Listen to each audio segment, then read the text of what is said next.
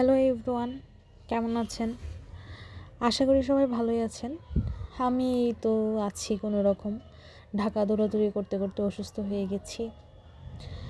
নিবন্ধনের ভাইবা ছিল কলেজ পর্যায়ে, স্কুল পর্যায়ে আগে দিয়েছিলাম, তারপরে এখন বাসায় গিয়েছিলাম। আবার পড়াশোনার সিকোয়েন্স আসলে ওই রকম নাই, প্রায় 1 মাস যাবৎ হচ্ছে না পড়াশোনা। তাই কালকে রাত থেকেই ভাবলাম যে সিরিয়াসলি পড়াশোনাটা শুরু করা উচিত। তো কালকে রাত্রে শিডিউল করে রেখেছিলাম, বাংলা পড়বো আজকে। সকালবেলা আমার 1 কাপ কফি না হলে আসলে আমার দিন জমে না। আর আমি 1 কাপ কফি খেয়ে নিলে দেখা যায় যে 3-4 ঘন্টা একরকমভাবে পড়াশোনা করতে পারি।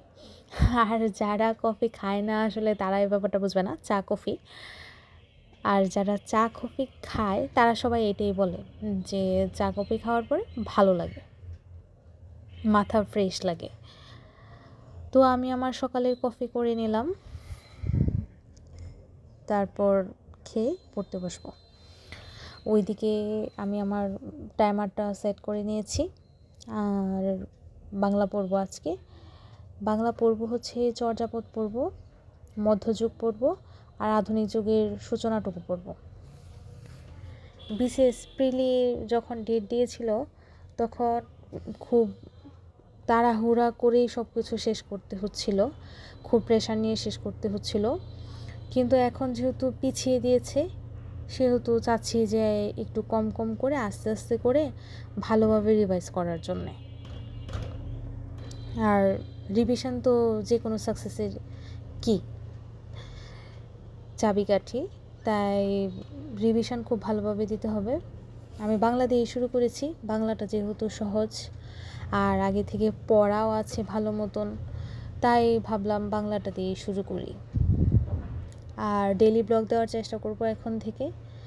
আসলে কি, আমাদের এখনের সময়টা এমন কঠিন একটা সময় যাচ্ছে যে আমরা কোনো দিক দিয়েই ওরকম সাপোর্ট পাই না। ঠিক আছে, আগুনের দিনগুলার আর কি একটা সাক্ষী হয়ে থাকবে ডেইলি ব্লগগুলো। আশা করছি আপনাদের ভালো লাগবে। আমি যতটুকুন জানি আপনাদেরকে জানানোর চেষ্টা করব। আর আপনাদের কোনো কোয়ারি থাকলে আপনারা অবশ্যই কমেন্ট বক্সে জানাতে পারেন। এই তো,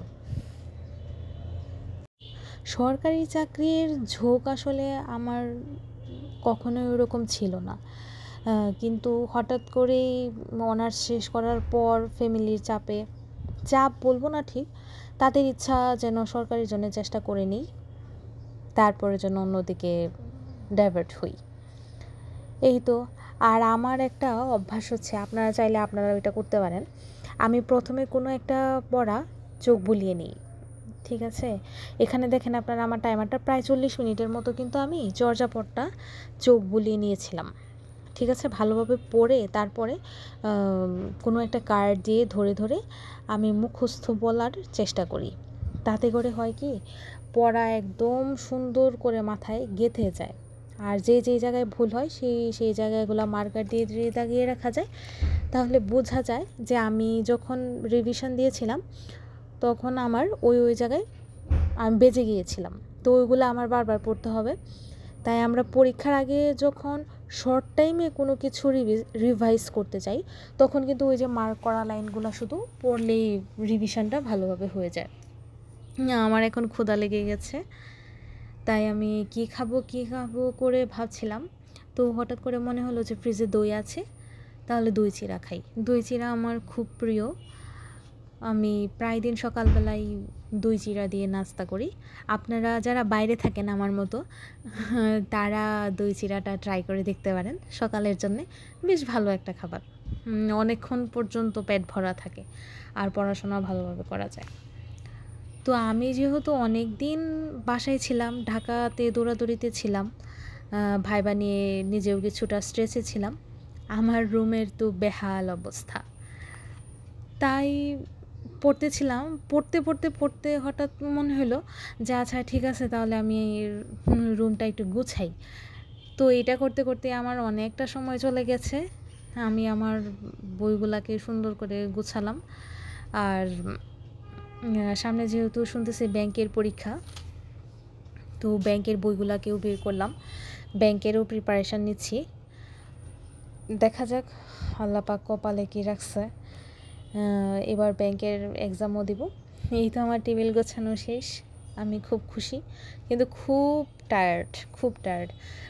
আমি রুমের বাদবাকি অংশ নাই দেখাইলাম, ওইগুলোও কিছু কিছু গোছানোর চেষ্টা করেছি। তারপরে কি খাবো, ফ্রিজ থেকে মা মাংস রান্না করে দিয়েছিল, ওইটা নামানো হয়েছে, মাংস দিয়ে খাইছি।